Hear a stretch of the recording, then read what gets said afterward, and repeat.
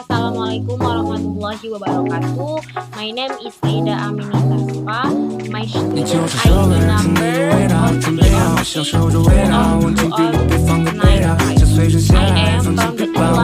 Education Student Society. And now, here I want to explain about understanding computer, the theory of computers, and negative impact of computers.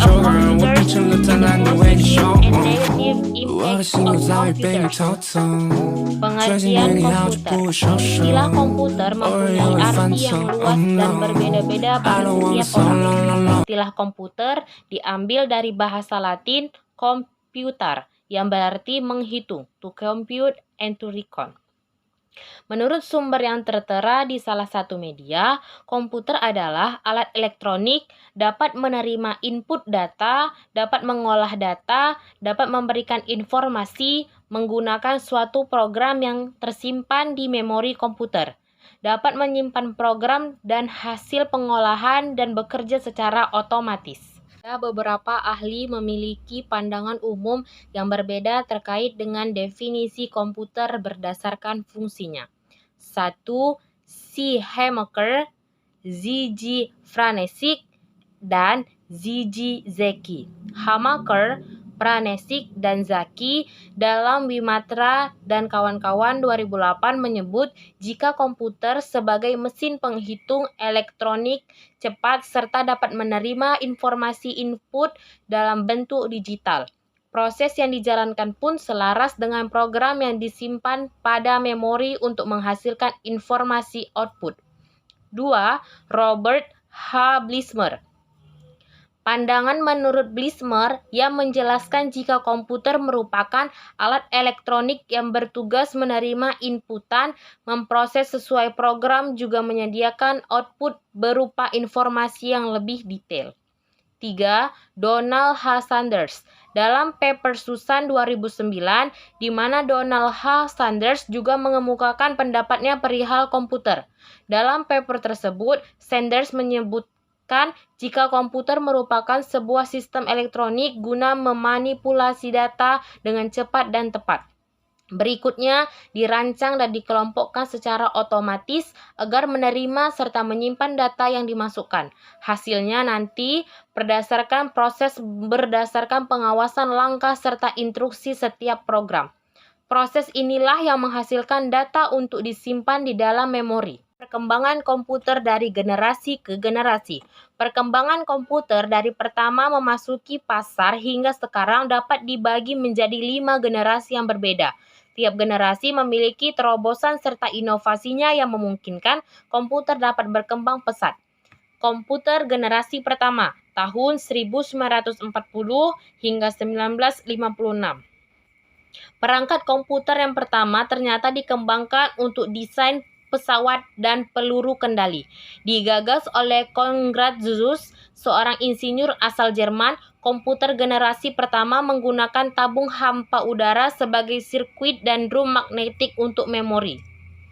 Komputer generasi pertama ini sangat mahal dan besar, hingga mengisi seluruh ruangan. ENIAC, komputer elektronik pertama di dunia, mempunyai bobot 30 ton, panjang 30 meter, dan tinggi 2,4 meter. Komputer generasi pertama mengandalkan mesin language, level bahasa pemrograman paling rendah yang dimengerti komputer. Bahasa pemrograman ini hanya bisa menyelesaikan satu perhitungan setiap waktu serta butuh berhari-hari atau berminggu-minggu untuk menyetel perhitungan baru. Komputer generasi kedua, tahun 1956 hingga 1963. Diciptakan transistor pada generasi ini mengubah wajah komputer yang dikenal generasi pertama. Transistor menggantikan tabung hampa dan memulai perkembangan komputer generasi kedua. Transistor jauh menggulungi tabung hampa dan memungkinkan komputer menjadi lebih kecil, cepat, murah, dan hemat energi dibandingkan dengan pendahulunya. Selain itu, pada generasi ini juga dilakukan pengembangan memori inti magnetik. Secara umum, komputer generasi ini sudah menggunakan bahasa pemrograman tingkat tinggi. Kapasitas memori sudah lumayan besar, tidak membutuhkan terlalu banyak listrik, dan proses operasi yang mudah dan cepat. Komputer generasi ketiga, tahun 1964 hingga 1971. Pengembangan integrated circuit menjadi penanda komputer generasi ketiga. Dalam pemakaian komputer generasi kedua, transistor membuat komputer cepat panas, maka komputer generasi kedua mulai ditinggalkan.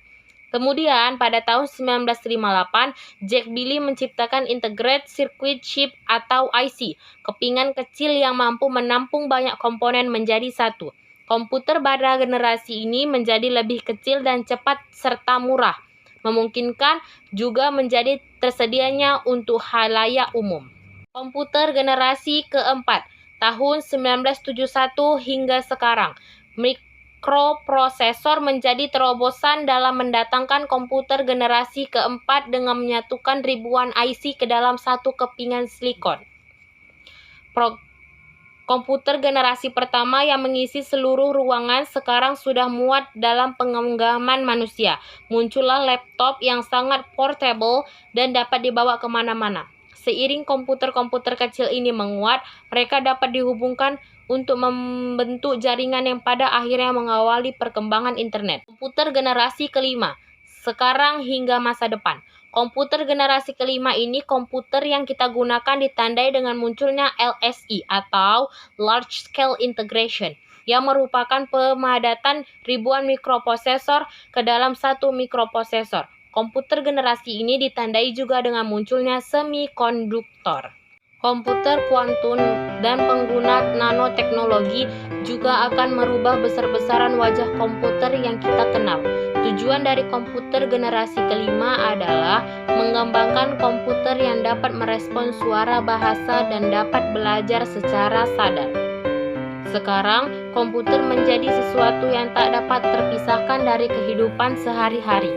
Tapi, selalu gunakan sarana teknologi dengan pintar. Salah satunya adalah menggunakan teknologi sebagai saran pembelajaran agar belajar jadi lebih mudah. Manfaat komputer.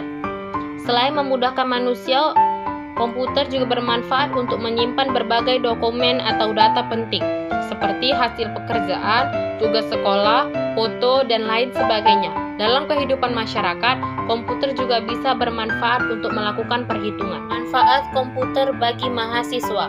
1. Sebagai referensi materi kuliah. 2. Sebagai alat komunikasi sosial dalam diskusi. 3. Sebagai pembelajaran untuk entrepreneurship. 4. Sebagai alternatif hiburan. Manfaat komputer dalam dunia pendidikan. 1. Komputer adalah media atau alat bantu untuk memudahkan pekerjaan. 2. Pendidik dapat memiliki variasi mengajar dengan menggunakan komputer. 3. Kemampuan belajar peserta didik dapat meningkat dengan adanya fasilitas komputer. Manfaat komputer bagi pendidik.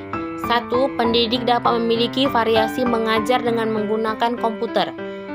2. Kemampuan belajar peserta didik dapat meningkat dengan adanya fasilitas komputer. 3. Kecerdasan psikomotorik siswa dapat terangsang dengan adanya pendidikan yang berbasis teknologi. Dampak positif dan negatif komputer. Dalam setiap benda ataupun sesuatu pasti memiliki nilai positif dan negatif yang sangat berpengaruh pada kehidupan kita. Dalam hal komputer memiliki beberapa dampak positif dan negatif. Di antaranya, dampak positif, membantu dalam kehidupan sehari-hari, membantu proses globalisasi, memudahkan dalam hal komunikasi, membantu dalam mencari informasi. Dampak negatif, selain komputer dengan dampak positifnya, pasti ada komputer dengan dampak negatifnya, yaitu pornografi, kekejaman dan kesadisan, antisosial, kecanduan dengan game online, judi online, dan masih banyak lagi. Nah, itu tadi merupakan dampak positif dan negatif dari penggunaan komputer. Kita sebagai orang yang cerdas harus berhati-hati dalam menggunakan sesuatu agar kita tidak terjebak ke dalam kejahatannya. Sekian video dari saya. Wassalamualaikum warahmatullahi wabarakatuh.